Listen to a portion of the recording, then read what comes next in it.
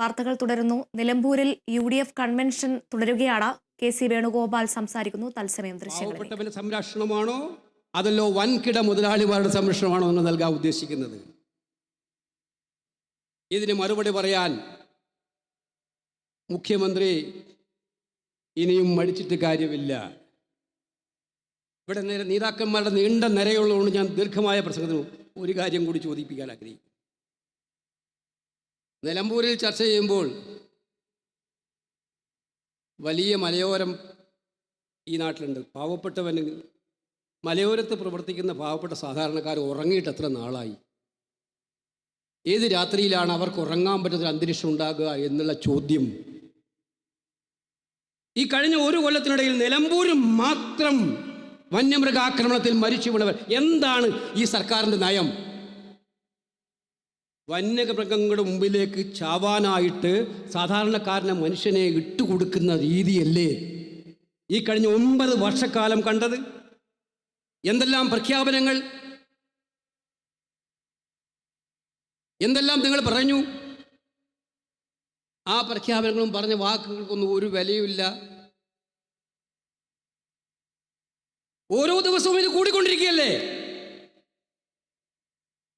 സ്വന്തം വീട്ടിൽ കടന്നുറങ്ങാൻ പോലും ധൈര്യത്തോടെ കടന്നുറങ്ങാൻ പറ്റാത്ത ഒരു സാഹചര്യം ഈ മലയോര മേഖലകളിൽ ഉണ്ടാക്കിയതിൻ്റെ പൂർണ്ണ ഉത്തരവാദിത്വത്തിൽ നിന്നും ഈ സർക്കാരിന് ഒഴിഞ്ഞു മാറാൻ കഴിയുമോ? അത് പരിഹരിക്കാൻ എന്ത് ക്രിയാത്മകമായ നടപടിയാണ് നിങ്ങൾ സ്വീകരിച്ചിരിക്കുന്നത്? മറുപടിയില്ല. ഈ തെരഞ്ഞെടുപ്പിലെ മുഖ്യ വിഷയങ്ങളിൽ ഒന്ന് അത് തന്നെയായിരിക്കും. അതുകൊണ്ട് ഈ സാധാരണക്കാരൻ്റെ, പാവപ്പെട്ടവൻ്റെ, കൃഷിക്കാരൻ്റെ കൃഷി ചെയ്താൽ ആ കൃഷി ചെയ്ത ഭൂമി മൃഗങ്ങൾ കൊണ്ടുപോകുന്നൊരവസ്ഥയിൽ പാവപ്പെട്ട കൃഷിക്കാരൻ എവിടെ നോക്കാനാണ്? പിന്നെ ഞാൻ കഴിഞ്ഞ ദിവസം ആദ്യം കണ്ടു BJP ഇവിടെ സ്ഥാനാർത്ഥിയെ പ്രഖ്യാപിക്കില്ല എന്ന് പറഞ്ഞു. അപ്പോൾ തന്നെ ചിലർ എന്തൊക്കെയോ മണത്തു. BJP എന്തുകൊണ്ട് ഈ പ്രധാന ഉപതെരഞ്ഞെടുപ്പുകളിലേക്ക് BJP സ്ഥാനാർത്ഥിയെ പ്രഖ്യാപിക്കുന്നില്ല? തൃശ്ശൂരിലെ പാർലമെന്റിന്റെ ബാക്കിയാണോ ഇത് എന്ന് എല്ലാവരും മനസ്സിലൊന്ന് ഇത് ചിന്തിച്ചു. പിന്നെ മാധ്യമങ്ങളിലും എല്ലായിടത്തും സമ്മർദ്ദം വന്നപ്പോൾ ഒരു സ്ഥാനാർത്ഥിയെ എവിടെ നിന്നൊക്കെയോ കണ്ടുപിടിച്ച് ഇപ്പം നിർത്തിയിട്ടുണ്ട്. ആ നിർത്തിയ സ്ഥാനാർത്ഥിയുടെ ഉദ്ദേശം എന്താണെന്ന് നമുക്കറിയാം. പക്ഷെ ഉദ്ദേശിക്കുന്നവരോട് ആ ഉദ്ദേശം, നിങ്ങളുടെ ഉദ്ദേശം നടക്കാൻ പോകുന്നില്ല, ആ പൂതി നടക്കാൻ പോകുന്നില്ല മക്കളെ എന്നും മാത്രമേ പറയാൻ ആഗ്രഹിക്കുന്നുള്ളൂ. കാരണം അവർ ഈ മിഞ്ഞാന്ന് സതീശൻ ഇന്നലെ പോയി കണ്ടു എന്ന് പറഞ്ഞു. ഞാൻ അദ്ദേഹത്തെ വിളിച്ചിരുന്നു. ഒഡീസയിൽ ഒരു പുരോഹിതന് നേരെ ഉണ്ടായിട്ടുള്ള ആക്രമണം എന്ത് ഭീകരമായിരുന്നു. അദ്ദേഹത്തിന് എഴുന്നേറ്റിരിക്കാൻ പോലും പറ്റുന്നില്ല. 80 വയസ്സ് കഴിഞ്ഞ ഒരു പുരോഹിതനെ അച്ഛനോട് പറയായിരുന്നു, 90 വയസ്സ് കഴിഞ്ഞ ഒരു അച്ഛനെ വലിച്ചിഴച്ച് കൊണ്ടുപോയിരുന്നു. രാത്രി 20-25 ഗുണ്ടകൾ കയറി അടിച്ച് തീർക്കായിരുന്നു. അവർ ഓടി രക്ഷപ്പെട്ടു കേരളത്തിലേക്ക് ചികിത്സക്ക്. BJP ഭരിക്കുന്ന സംസ്ഥാനങ്ങളിൽ കഴിഞ്ഞ 1 വർഷക്കാലമായി ഭരണമാറ്റം BJPക്കുണ്ടായ ഒഡീസയിൽ കഴിഞ്ഞ 1 വർഷത്തിനിടയിൽ 7 സംഭവങ്ങളാണ് സമാനമായിട്ട് ക്രൈസ്തവരെ ആക്രമിക്കാൻ നടക്കുന്നത്. മുനമ്പത്തിൻ്റെ കാര്യം ഞാൻ പറയേണ്ട കാര്യമില്ല. എന്തെല്ലാം വാഗ്ദാനമായിരുന്നു. നിയമം അമിത്ഷായും അതുപോലെ തന്നെ നമ്മുടെ കിരൺ റിജ്ജു ഒക്കെ കൊടുത്ത വാഗ്ദാനങ്ങൾ എന്തൊക്കെയായിരുന്നു. ഇപ്പോഴെന്താ സംഭവിക്കുന്നത് നമുക്കറിയാം.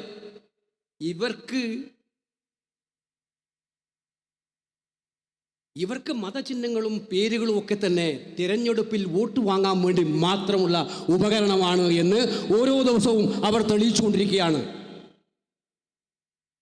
ആ BJPയുടെ സ്ഥാനാർത്ഥിത്വ പ്രഖ്യാപനവും സംശയം വേണ്ട, നിങ്ങൾ ഉദ്ദേശിക്കുന്ന കാര്യം ഇവിടെ നടക്കില്ല എന്ന് വരുത്തും. കാരണം കേന്ദ്രത്തിൻ്റെ മോഡി സർക്കാരിൻ്റെ ജനവിരുദ്ധമായ നയങ്ങൾ ഒരുപാട് കാര്യങ്ങളെക്കുറിച്ചൊന്നും ഞാനിവിടെ വീണ്ടും ദീർഘിപ്പിക്കുന്നില്ല.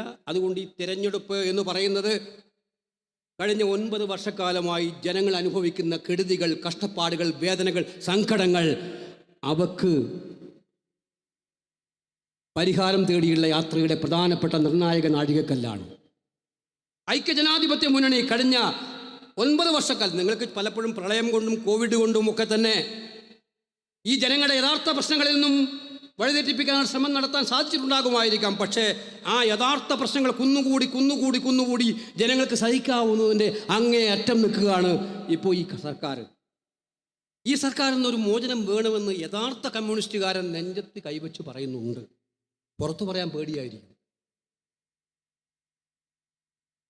സർക്കാരിനെ താഴെ ഇറക്കാൻ വേണ്ടിയിട്ടുള്ള പോരാട്ടത്തിൻ്റെ ഏറ്റവും ഉജ്ജ്വലമായ നാഴികക്കല്ലാണ് ഈ തെരഞ്ഞെടുപ്പ്.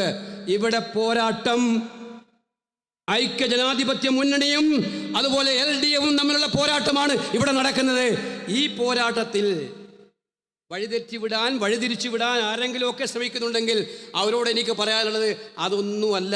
ഇവിടുത്തെ ജനങ്ങളുടെ പ്രധാന പ്രശ്നം ഇടതുപക്ഷ മുന്നണിയുടെ ദുർഭരണത്തെ അവസാനിപ്പിക്കാൻ വേണ്ടിയിട്ടുള്ള ശ്രമം നടത്തുക എന്നതാണ്. അതിന് നിലമ്പൂരിലെ ജനങ്ങൾ ഒറ്റക്കെട്ടായി നിൽക്കും എന്നുള്ള കാര്യത്തിൽ സംശയമില്ല. ബാപ്പൂട്ടി, ഞാൻ ആര്യാടൻ ഷൗക്കത്തിനെ അങ്ങനെ വിളിക്കാനാണ് ആഗ്രഹിക്കുന്നത്. നിലമ്പൂരുകാർക്കും അങ്ങനെ വിളിക്കാനാണ് ഇഷ്ടമെന്ന് എനിക്കറിയാം.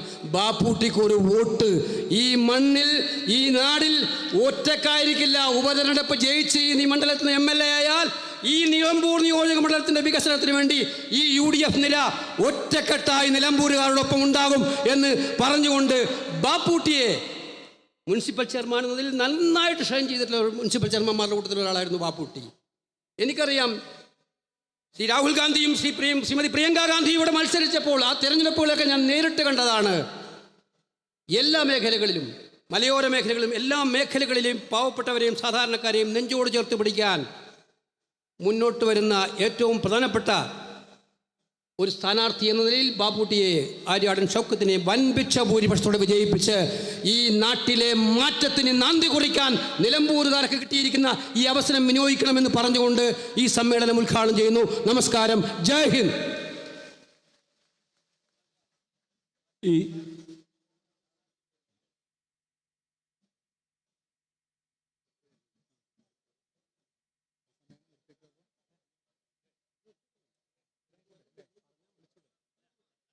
പ്രിയങ്കരനായ നമ്മുടെ സ്ഥാനാർത്ഥി ശ്രീ ആര്യാടൻ ഷൗക്കത്ത് വേദിയിലേക്ക് കടന്നു വന്നുകൊണ്ടിരിക്കുകയാണ്. ഈ കൺവെൻഷൻ അഭിസംബോധന ചെയ്തുകൊണ്ട് സംസാരിക്കുന്നതിന് UDFിൻ്റെ കരുത്തനായ ചെയർമാൻ പ്രതിപക്ഷ നേതാവ് ശ്രീ VD സതീശൻ അവരുകളെ സാദരം ക്ഷണിക്കും.